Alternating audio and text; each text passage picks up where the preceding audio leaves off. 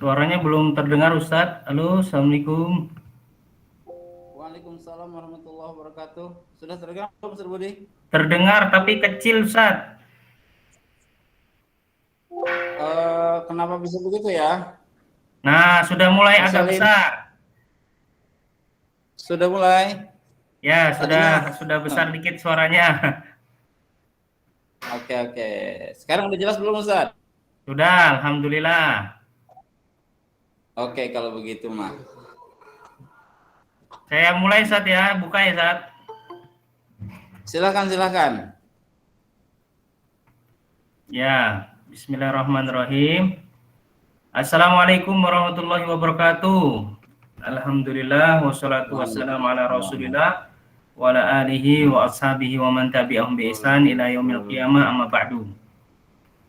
Alhamdulillah segala puji bagi Allah Subhanahu wa taala. Pada kesempatan pagi yang berbahagia ini kita kembali bisa memenuhi undangan dari Lembaga Dakwah Tauhid dan Bahasa Arab SDAI Al Hidayah Bogor dalam rangka kajian rutin dosen dan tenaga kependidikan yang dilaksanakan hari ini, hari Kamis 6 Januari 2022 ya. Insya Allah yang akan menyampaikan nasihat adalah Al-Ustadz Dr. Salahuddin LC Mahum Hafizahullah Ta'ala. Tema yang akan beliau bawakan yaitu tentang Aqsamul Ibadah. Langsung saja di akhir sesi materi nanti teman-teman, rekan-rekan, para dosen yang kami hormati, jika ada yang mau bertanya, berdiskusi, bisa mengirimkan pesan lewat kolom chat atau juga langsung bisa berinteraksi dengan beliau dengan mengangkat tangan terlebih dahulu. Baik, langsung saja kepada Al-Ustadz Salahuddin. Falyatafaddal masykura. Silakan Ustadz. Jazakallah khair Ustaz Budi dan para dosen lainnya. Materi saya sudah tampil belum, Ustaz? Sudah Ustadz, sudah tampil Ustadz. Baik, jazakallah khair. Bismillahirrahmanirrahim. Innalhamdulillah wassalatu wassalamu ala Rasulillahi amma ba'd. Pada seluruh dosen yang saya hormati, terutama ketua kita Ustaz Dr. Unang Wahidin. Hafizahullah, semoga Allah Azza wa Jalla senantiasa menjaganya, menambah hidayah, menambahkan kesehatan, ya panjang umur dalam ketaatan kepada Allah Azza wa Jalla dan untuk seluruh kita semuanya. Ini bukan materi baru, ini adalah materi yang pernah kita sampaikan mungkin dan juga sering dibaca, tapi tidak apa-apa. Kita mencoba mereview ulang tentang aqsamul ibadah atau macam-macam ibadah di dalam Islam. Yang pertama, sebelum kita masuk ke aqsamul ibadah, bahwa kita diciptakan oleh Allah Azza wa Jalla ini benar-benar untuk ibadah kepadanya, bukan untuk bermain-main atau memperbanyak sendaguro.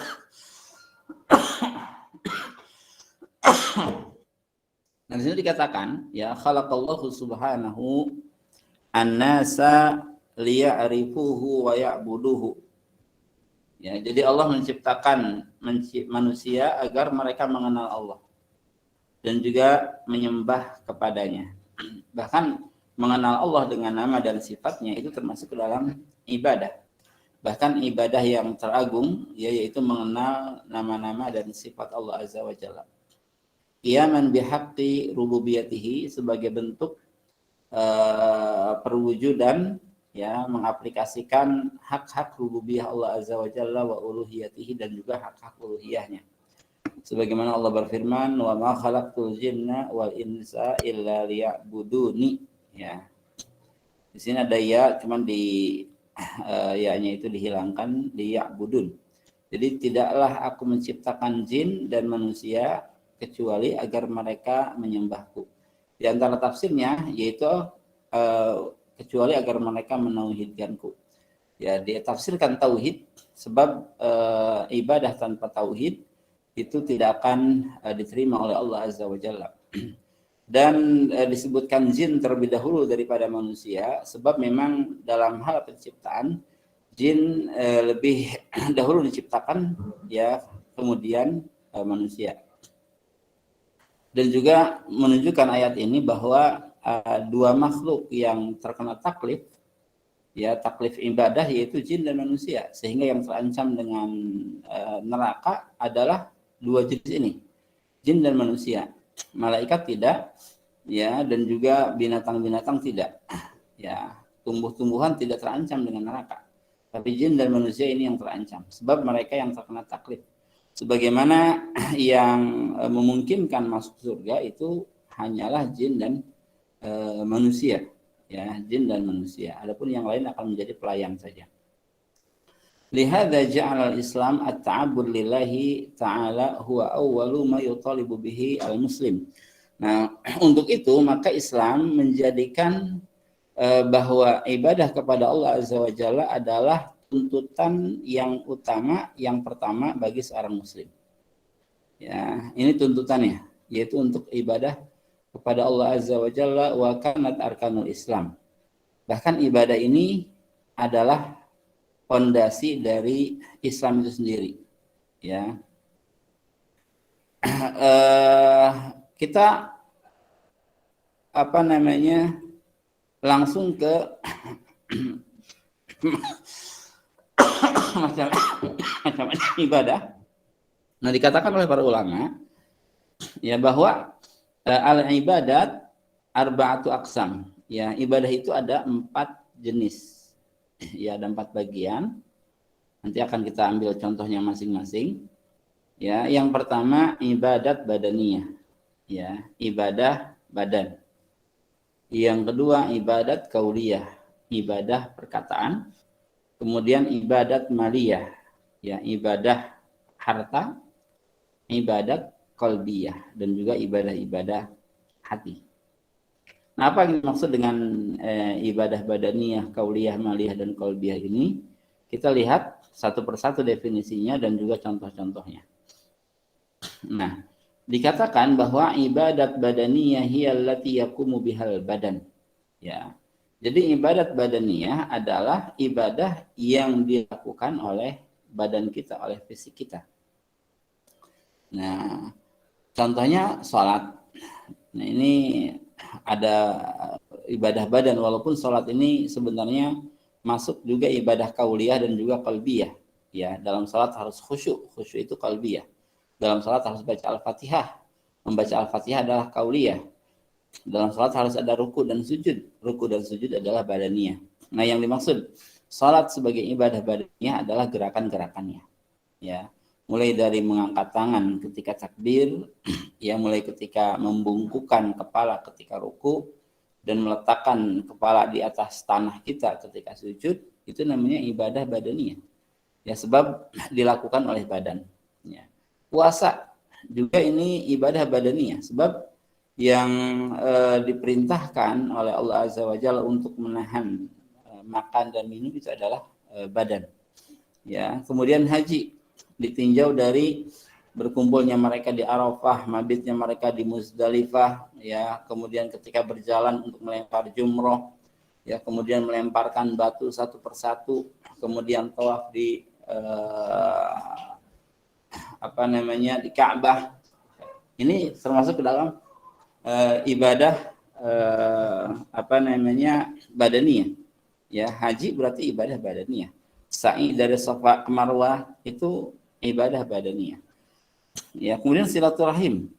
Ya, kita membawa diri kita menuju orang-orang yang terikat dengan rahim.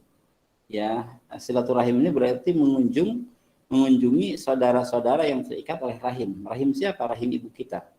Ya, ibu kita punya kakak, punya adik. Kita berkunjung ke kakaknya ibu, ke adiknya ibu, atau ke paman dan bibi kita, itu silaturahim. Karena mereka terikat oleh rahim ibu kita.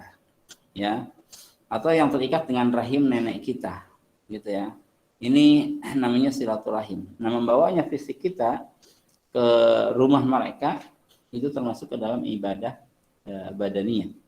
Ya, dan juga kita tahu bahwa ini semua adalah apa-apa yang dicintai oleh Allah Azza wa Jalla, dan sesuai dengan definisinya bahwa ibadah, ya, itu adalah ismun jami' likulli ma yuhibbuhullahu wa yardahu minal aqwal wal a'mal al-zahirah wal batinah.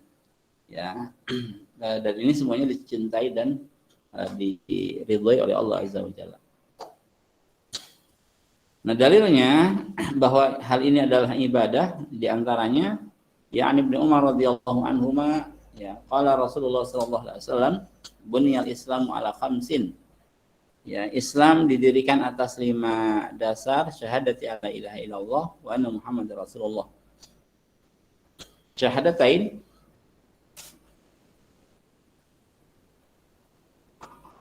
Nah, ini syahadatain ini biasanya dibahas dalam buku akidah nih.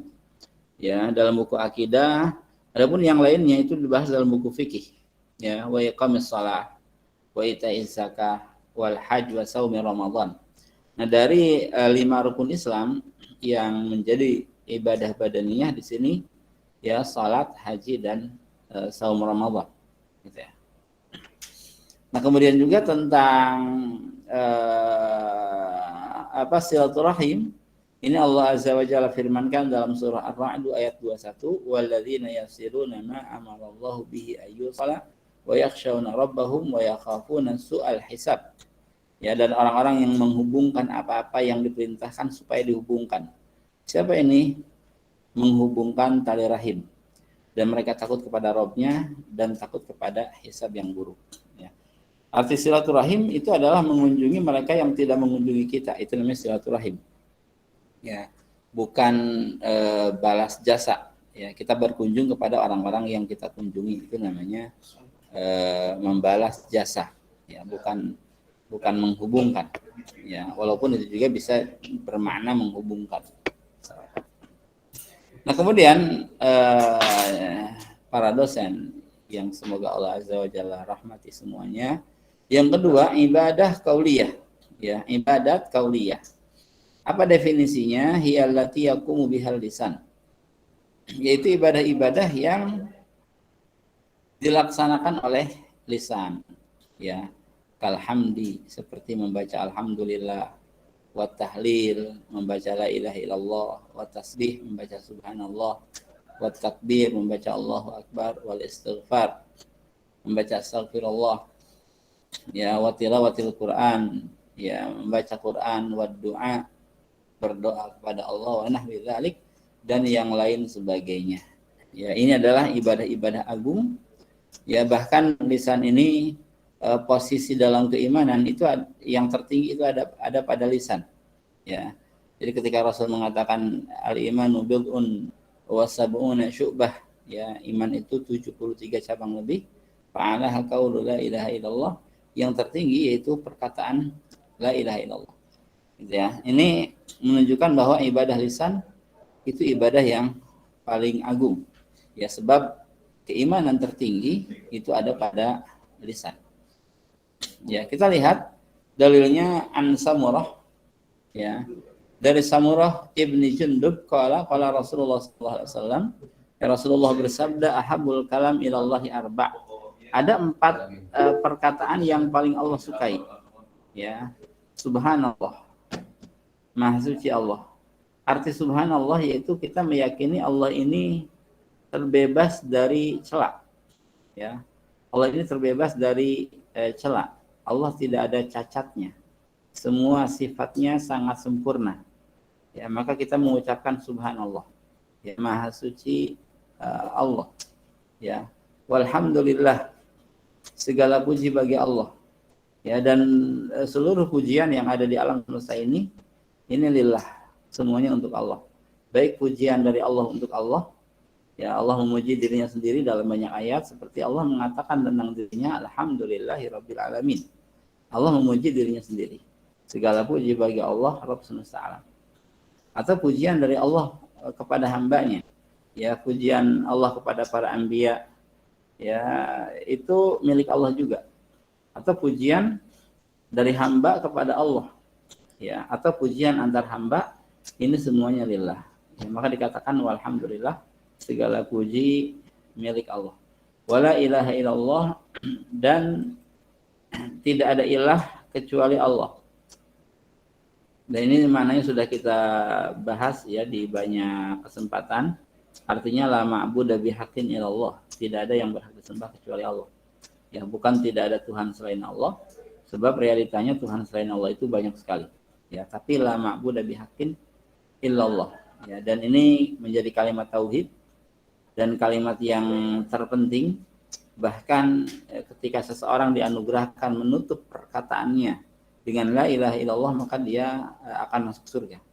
Ya, kalau seseorang dianugerahkan oleh Allah untuk menutup hidupnya dengan mengucapkan la ilaha illallah, maka dia akan masuk surga. Dan ini kalimat yang teragung, yang paling berat timbangannya di mizan, ya, tapi sangat mudah diucapkan oleh lisan. Ya, seberat apapun sakit seseorang, ya, kalau dia mendapatkan hidayah dari Allah untuk mengucapkannya, maka dia bisa mengucapkannya. Ya, sebab tanpa menggerakkan bibir pun seseorang bisa mengucapkan la ilaha illallah. Ya, dan dipastikan kita mempunyai kartu ini. Ya, dipastikan kita ya tidak meninggal kecuali sudah mengantongi kartu la ilaha illallah atau yang namanya bitaqah. Ya, bitaqah la ilaha illallah. Ya, sebab nanti di hari kiamat ada seseorang yang hanya mempunyai kartu ini, ya, tapi ketika timbang, ya, maka dia mengalahkan sayiatnya. Ya, mungkin karena kualitas keikhlasannya yang sangat mendalam, kualitas keimanannya, kualitas mendalami maknanya sangat dalam sekali, maka ya kartu la ilaha illallah ini akan mengalahkan ya catatan keburukan yang sangat banyak, ya, bahkan sejauh mata memandang. Maka dipastikan kita punya kartu ini, kartu la ilaha illallah. Allahu akbar, dan juga Allahu akbar, ya. La yadurruka bi ayyihinna bada'ta, dan ya engkau tidak mengapa dari memulai dari manapun itu boleh la ilaha illallah dulu, baru Allahu akbar, baru subhanallah, baru alhamdulillah, atau yang lainnya. Ya, dan keempat zikir ini, ya, ini juga menjadi menjadi penghias surga nanti. Ya, maka keindahan surga seseorang itu dipengaruhi oleh banyaknya seseorang membaca kalimat-kalimat ini. Ya, bahkan ketika seseorang terus berzikir kepada Allah Azza wa Jalla dengan mengucapkan kalimat-kalimat ini, maka Allah terus memperindah surganya. Ketika dia futur, lelah, tidak membaca ini, maka pembangunan itu dihentikan dulu. Ya, ketika mereka membaca lagi, maka pembangunan itu akan dimulai lagi. Terus begitu. Ya, dan Nabi Ibrahim alaihissalam pernah menyampaikan salam kepada kita dan mengabarkan bahwa surga itu qi'an, tempat yang luas, dan pepohonannya tumbuh dengan subhanallah, alhamdulillah, la ilaha illallah, Allahu akbar. Nah, kemudian tentang istighfar, ini banyak sekali ayat-ayat dan hadis yang berbicara tentang istighfar, ya, di antaranya surah Hud ayat 3, wa anistaghfiru rabbakum tsumma tubu ilaihi. Istighfarlah kalian kepada Rabb kalian dan bertobatlah kepadanya. Yumatti'ukum mata'an hasanan ila ajalin musamma. Niscaya Allah Azza wa Jalla akan memberikan kalian kebahagiaan-kebahagiaan, kesenangan-kesenangan sampai ya waktu yang ditentukan oleh Allah. Wa yu'ti kulladzi fadlin fadlah, dan dia Allah yang memberikan karunia dari karunia-Nya. Wa in tawallaw fa inni akhafu 'alaikum adzab yaumin kabir. Jika kalian berpaling, maka aku khawatir terhadap kalian dari azab hari yang besar, yaitu hari kiamat. Nah, ini perintah untuk istighfar dengan menggunakan astagfirullah. Ya, dahulu Allah Azza wa Jalla, ya, di saat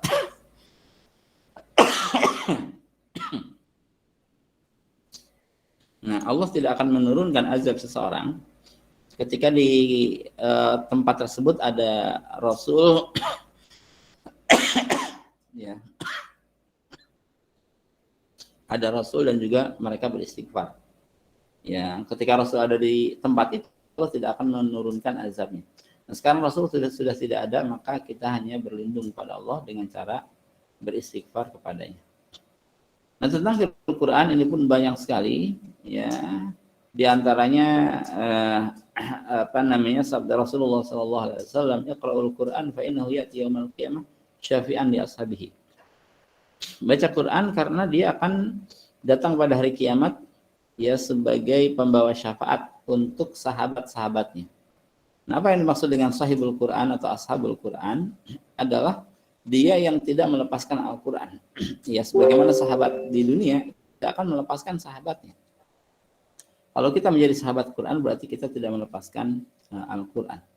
Ya, artinya senantiasa menjadikan Al-Quran sebagai rujukan dalam hidup, ya, membacanya, mentadaburinya. Ya, Iqra'uz Zahrawi Al-Baqarah wa surat Ali Imran. Dan baca juga Al-Baqarah dan Ali Imran. Ini Az-Zahrawain, ya, ini istilah untuk dua surat ini. Ya, fa innahuma ta'tiyani yaumal qiyamah ka'annahuma ghamamatani aw ka'annahuma ghayayatani aw ka'annahuma firqani min tayr saf tuhajani an ashabihima. Maka dia nanti pada hari kiamat akan menaungi, ya, orang-orang yang membacanya seolah, ya, dua gundukan awan, ya, yang menaungi pembacanya, atau seperti, ya, kelompok burung, ya, yang berada di atasnya yang akan membelanya, gitu ya. Kemudian tentang doa itu firman Allah, ya, wa qala rabbukum ud'uni astajib lakum. Ya, Rabb kalian berkata, berdoalah kepadaku, niscaya akan aku kabulkan. Innal ladzina yastakbiruna an ibadati sayadkhuluna jahannama dakhirin. Ya, adapun orang-orang yang istikbar, dia sombong, tidak beribadah kepadaku. Maksud beribadah di sini tidak berdoa. Sebab berdoa termasuk ke dalam ibadah. Ya, orang-orang yang sombong tidak berdoa kepadaku. Kelak dia akan masuk ke dalam jahanam dalam keadaan hina. Ya, orang-orang yang mustakbir, yang tidak membutuhkan tidak membutuhkan siapa-siapa, bahkan kepada Allah pun tidak butuh, gitu ya. Pada Allah pun dia tidak butuh, saking istikbarnya. Ya, itu akan terancam dengan jahanam, ya, dimasukkan keadaan hina. Maka tidak ada pilihan bagi kita kecuali untuk meminta dan memohon kepada Allah Azza wa Jalla. Nah, kemudian selanjutnya ada ibadah maliyah, ya, wa hiya allati yadkhulu fiha al-mal, ya, kal zakah was sadaqat wan nafaqat. Yaitu ibadah yang di situ ada peran harta dalam ibadah itu. Ya, ada zakat, sedekah, nafkah. Ini termasuk ibadah maliyah. Ya. Wa aqimus shalah wa atuz zakah warka'u ma'arakin. Dirikan salat, tunaikan zakat, rukulah bersama orang-orang yang ruku. Ya, alladzina yunfiquna amwalahum bil-laili wan-nahar. Ya, yaitu orang-orang yang menginfakkan hartanya di malam dan di siang hari. Sirra wa alaniyah, dengan dua metode. Metode ngumpet-ngumpet, ya, wa alaniyah, metode terang-terangan. Nah, ini dua-duanya bagus, ya. Ketika ditanya mana yang lebih bagus, para ulama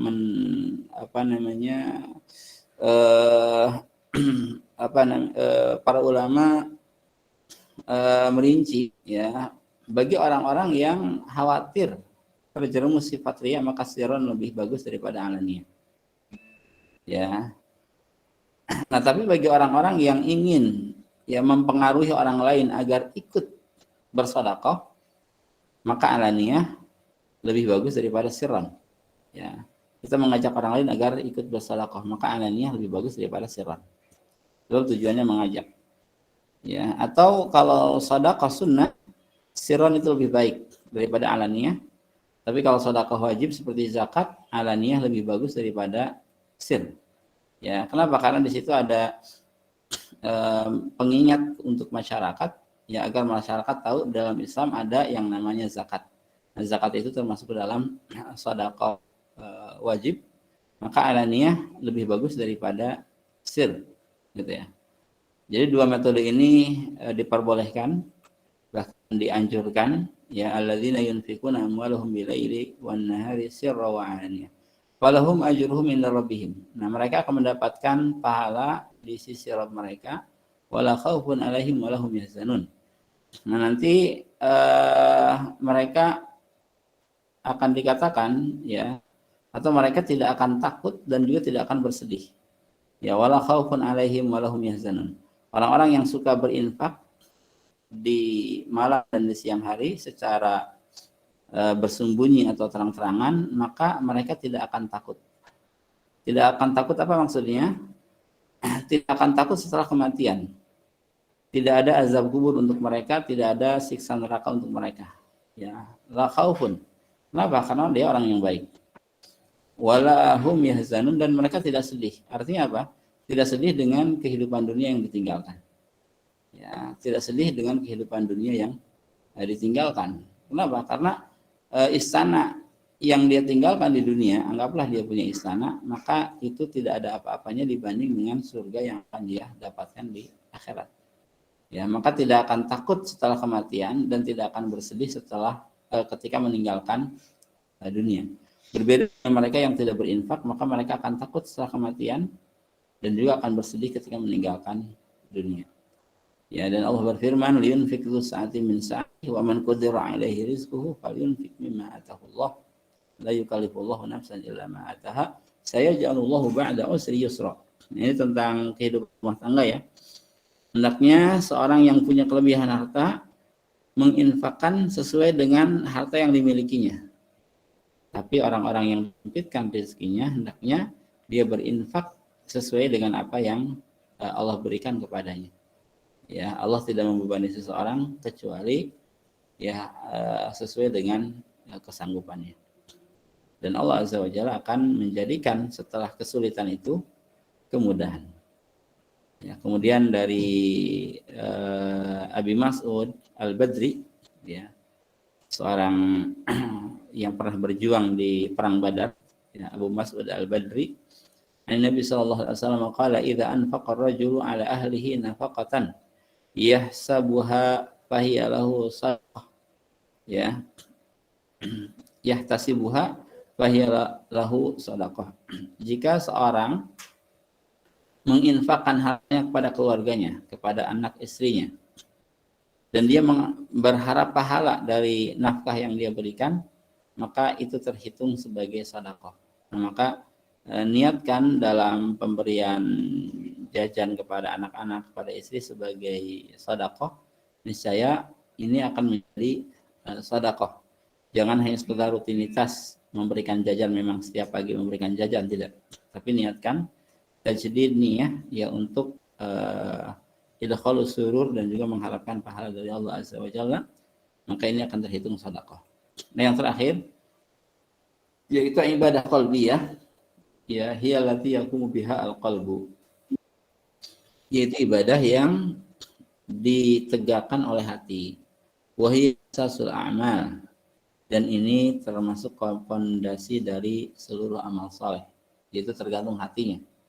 Ya, kal mahabbah, rasa cinta, wal khudu, ketundukan, isti'anah, ya, meminta pertolongan, istighatsah, meminta bantuan, al khauf war raja, takut dan berharap, al inabah wal khasyah, ya, kembali kepada Allah, ya, dan khawatir akan siksanya, war rahbah wat tawakkul, ya, mengagungkan Allah dan juga tawakal kepada Allah. Ini termasuk dalam ibadah-ibadah qalbiyah. Ya, dari Ibnu Mas'ud radhiyallahu anhu, ja'a rajulun ila Nabi sallallahu alaihi wasallam faqala ya Rasulullah kaifa taqulu fi rajulin ahabba qauman. Ya Rasulullah, bagaimana pendapatmu tentang seseorang yang mencintai satu kaum, walam yalhiq bihim, tapi kaum tersebut ya tidak pernah berjumpa dengan tapi orang tersebut tidak pernah berjumpa dengan kaum itu. Misalkan kita mencintai para sahabat dan kita tidak pernah berjumpa dengan para sahabat. Ya. Faqala Nabi sallallahu alaihi wasallam, maka Nabi mengatakan al-mar'u ma'a man ahab. Seseorang itu akan dikumpulkan bersama orang yang mencintainya. Nah, ketika kita mencintai Rasul, mencintai sahabat, mencintai orang-orang saleh, maka insya Allah kita pun akan dikumpulkan ya oleh Allah Azza wa Jalla dengan para rasul, sahabat dan juga orang-orang saleh. Dikarenakan mahabbah, ya. Dikarenakan mahabbah kita kepada mereka. Ya, maka jangan sampai kita salah meletakkan cinta. Ya, cinta kita harus kepada Allah, kepada Rasul, kepada para sahabat dan kepada orang-orang saleh. Ini wala kita. Ya, jangan sampai wala kita kepada orang-orang kafir. Pembelaan kita kepada orang-orang kafir sehingga khawatir kita akan dikumpulkan bersama orang-orang kafir. Ya, rawahul Bukhari wa Muslim. Nah, kemudian juga dalam surah As-Sajdah, innama yu'minu bi ayatina alladzina idza dzukiru biha kharru sujada wa sabbahu bihamdi rabbihim wa hum la yastakbirun. Ini kata-kata wa hum la yastakbirun ini juga ibadah hati. Ya. Ya, jadi ketika di sini dikatakan ya semata-mata orang-orang yang beriman kepada ayat-ayat kami adalah dia yang ketika diingatkan tentang ayat-ayat itu dia akan tersungkur sujud dan bertasbih memuji Rabb-nya dan mereka tidak sombong. Nah, kata-kata mereka tidak angkuh, tidak sombong, ya, ini termasuk ke dalam ibadah tidak takabur dengan ajaran-ajaran Islam. Ya, qala Musa liqaumihi ista'inu billahi wasbiru. Musa berkata kepada kaumnya, ya, meminta tolonglah kepada Allah dan bersabarlah. Innal arda lillahi yurithuha may yasha min ibadihi. Karena hakikatnya bumi ini milik Allah dan Allah akan memberikannya kepada hamba-hamba yang Allah kehendaki. Wal aqibatu lil muttaqin. Dan kesudahan baik akan Allah berikan kepada orang-orang yang bertakwa. Yang terakhir surah Al-Imran ayat 175, ya, fala takhafuhum wa khafuni in kuntum mu'minin. Ya, tidak usah takut pada mereka, tapi takutlah kepadaku jika kalian benar-benar orang-orang yang beriman. Nah, ini adalah macam-macam ibadah dan juga contoh-contohnya, ya. Sudah hampir setengah jam. Saya kira cukup Ustaz Budi, ya. Iya, Ustaz. Dan juga yang lainnya.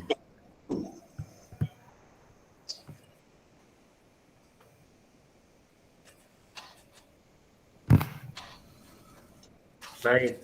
Kami ucapkan terima kasih jazakumullah khairan katsiran kepada Al-Ustaz Dr. Salahuddin LCM Mahum atas pencerahan materi terkait dengan aqsamul ibadah pada kesempatan pagi hari ini.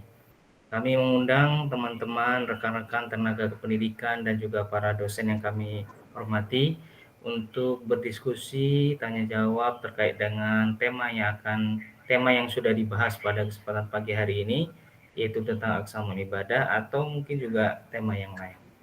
Silakan Bapak-bapak yang mau bertanya, berdiskusi bisa kirim pesan lewat kolom chat, nanti akan kami bacakan, atau juga bisa langsung membuka mic-nya, ya, di unmute, silakan nanti langsung bisa berinteraksi kepada Al-Ustaz. Silakan.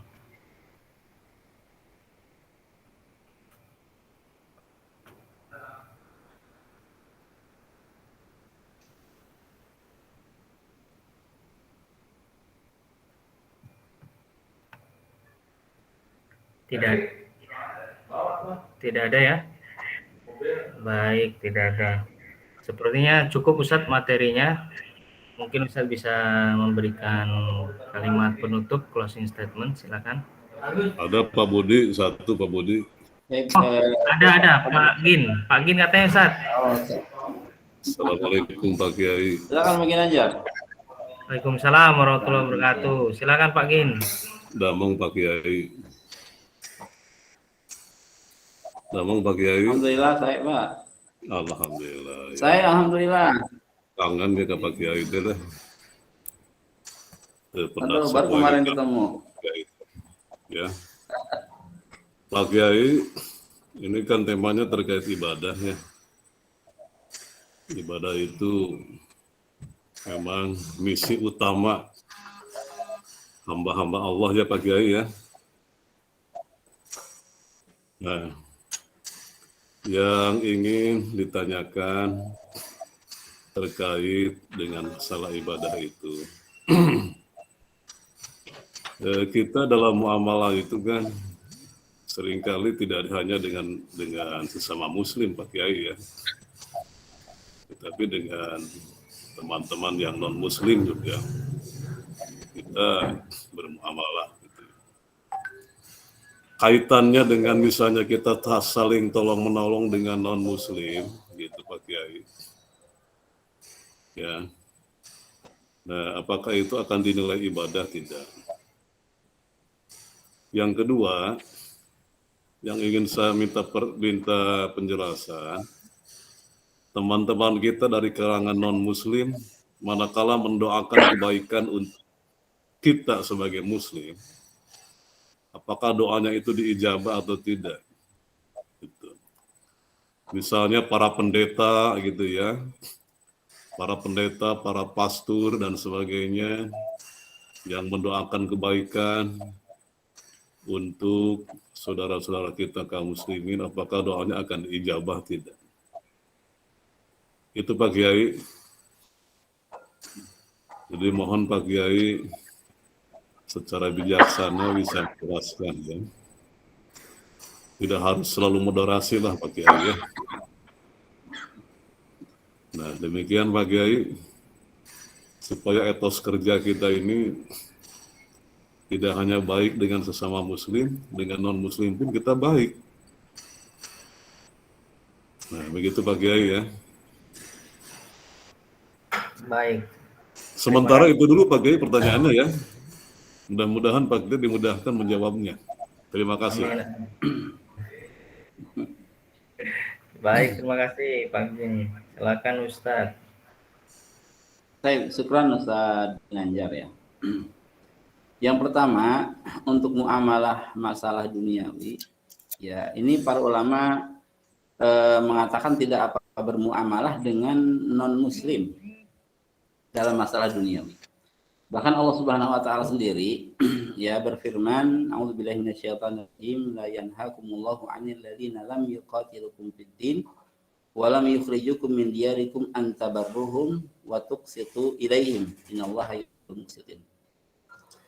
Jadi Allah Subhanahu wa taala tidak melarang untuk berbuat baik kepada orang-orang kafir dan berbuat adil kepada mereka dengan syarat orang kafir ini adalah orang-orang kafir yang memang tidak memerangi kalian, yang tidak mengusir kalian. Dan Allah Azza wa Jalla menyukai orang-orang yang muqsit, ya, orang-orang yang berlaku adil. Ya. Bahkan kita sudah sering mendengar kata kufur ahlul zimmah, ya. Mereka orang-orang yang memang berlindung, yang hidup di wilayah kaum muslimin, dilindungi oleh kaum muslimin. Ya, mereka boleh menjual dan membeli, ya. Boleh menggadaikan barangnya dan kita boleh menggadaikan kepada mereka juga. Ya. Dengan syarat tadi kafirnya bukan kafir yang memerangi kaum muslimin. Kalau mereka memerangi kaum muslimin, maka kita pun akan pasang badan untuk menjawab tantangan ini. Itu yang pertama. Untuk kedua, ya, doa orang kafir itu jelas tidak makbul. Ya, kenapa? Karena ada mawani di situ, ada penghalang-penghalang terkabulnya doa. Ya, dan penghalang terbesar yaitu dia tidak bertauhid kepada Allah Azza wa Jalla. Ya. Bahkan makanan yang mereka makan pun ya mereka akan bebas saja, yang haram pun mereka makan.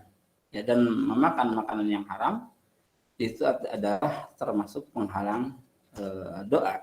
Ya, dan itu dikenal di dalam hadis Arba'in, ya, ketika Imam Nawawi menukil suatu hadis ya tentang seseorang yang sedang dalam keadaan safar, ya, dia berdebu, rambutnya sudah compang-camping, ya, dan dia berdoa pada Allah, ya Rob, ya Rob.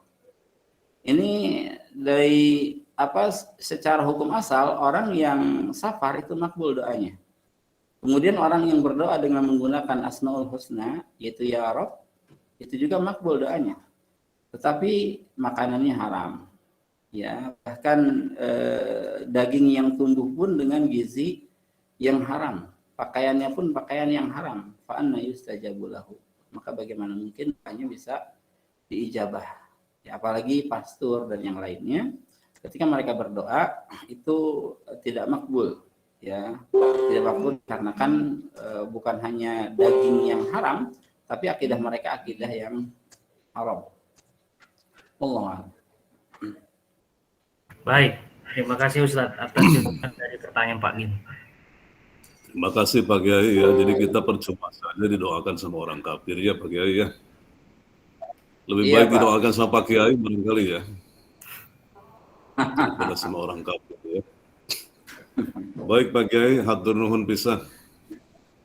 Ya, Jazakallah sama-sama, khairan. Pak. Oke, masih ada? Silakan teman-teman yang mau bertanya.